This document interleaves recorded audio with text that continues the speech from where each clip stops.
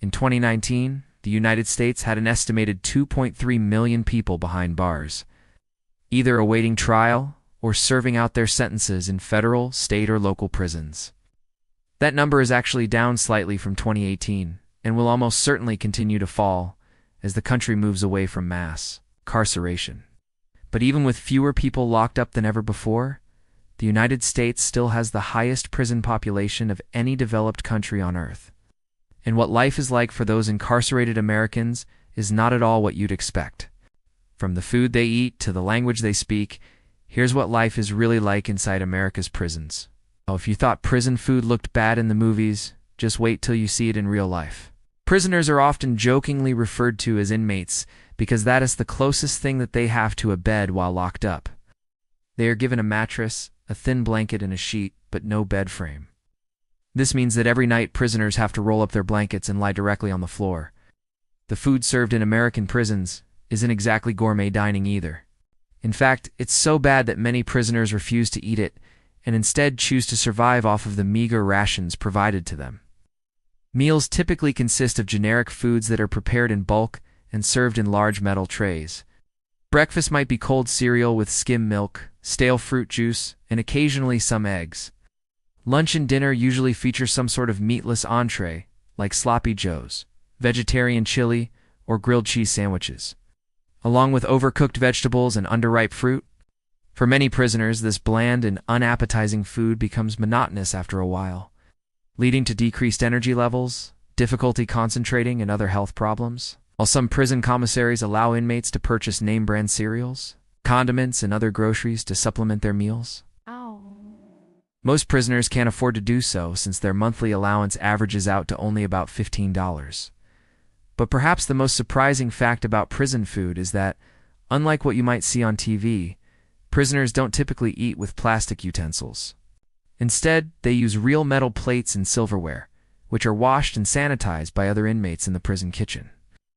The U.S. prison system also provides prisoners with dental services, although these are usually only emergency services unless the prison has an on-site dentist or a dental hygienist. If a prisoner requires more extensive dental work, then they will likely be transferred to a medical prison where they can receive treatment from specialists. But if a prisoner has a cavity, they can rest assured that someone will take care of it, as ignoring dental problems can lead to severe pain and infection. Now, we all know that when you go to prison, you're going to have to make some lifestyle changes. You won't be able to watch Netflix anymore, and your weekends are probably going to be pretty boring. But there is another major change that most people do and realize. You have to learn a new language. That's right. There's a secret language spoken by prisoners all across the United States called Argot, or sometimes prison English. Argot is a mixture of slang, altered pronunciation, and code words used by prisoners to communicate with each other without the guards understanding what they were saying. It evolved during the 19th century, when prisoners began to notice that the guards were eavesdropping on them. So they started using code words and phrases to keep their conversations secret.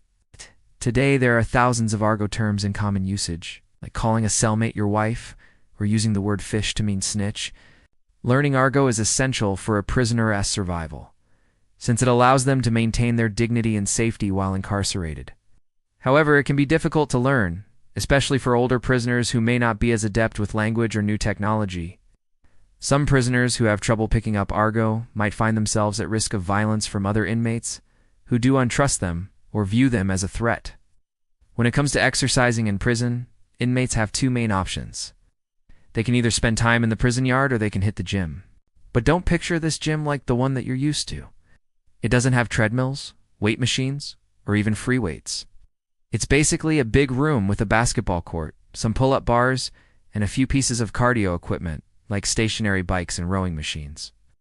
But if none of those sound appealing, and you'd rather just stay indoors, there are plenty of other activities to choose from. Chess is a popular pastime among prisoners, as it requires little equipment and can be played with minimal supervision. Many prisons also have libraries where inmates can borrow books and magazines or even participate in literacy programs. For those who prefer more solitary activities, there's always pencil and paper games like Sudoku or crossword puzzles. Of course, there's also always music. Many prisons allow inmates to purchase radios or music players from the commissary, although they're usually only allowed to listen to pre-approved stations or playlists. Finally, there's the option of watching TV. Most prisons have common rooms with televisions that inmates can watch during their free time. But the selection of channels is limited to basic cable stations. Believe it or not, education is taken seriously in American prisons. That's right. Inmates are encouraged to pursue their education while locked up, and many take advantage of the opportunity. High school equivalency classes are offered in most prisons, and inmates can earn their GEDs by passing a series of tests. Some prisons also offer college courses, although these are less common and typically only available to inmates who have access to a computer lab. And many inmates take education seriously because they know that a good education is essential for finding a job and staying out of prison once they re-released. The truth is that a lack of education is one of the leading causes of recidivism. In fact, studies have found that inmates who earned their GEDs are 43% less likely to return to prison within 3 years of their release date. Not only does education reduce the chances of returning to prison, but it also gives inmates something productive to focus on while they're locked up. After all, there's only so much chess and music listening an inmate can do before going stir-crazy. Despite the efforts of prison officials to rehabilitate inmates through education, it's not all sunshine and roses. Many inmates face significant barriers to learning, including illiteracy, lack of motivation, and limited access to educational resources. Additionally, some prison guards and administrators are resistant to providing inmates with educational opportunities, believing that they should be punished, not rewarded. As a result, many inmates never receive the education they need to find a job and reintegrate into society successfully. If you've ever wondered what happens to a prisoner's personal belongings after they're locked up, the answer might surprise you.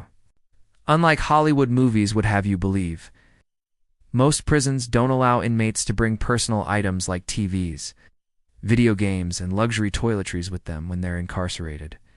However, prisoners are allowed to bring in a few personal items that can make their stay in prison more comfortable, such as photographs of family and friends, playing cards, and stationery. These items are typically held in the inmate's individual cell and are subject to search and confiscation by prison officials at any time. However, there are some items that prisoners aren't allowed to bring with them to prison, including weapons, drugs, and any item that could be used as a weapon.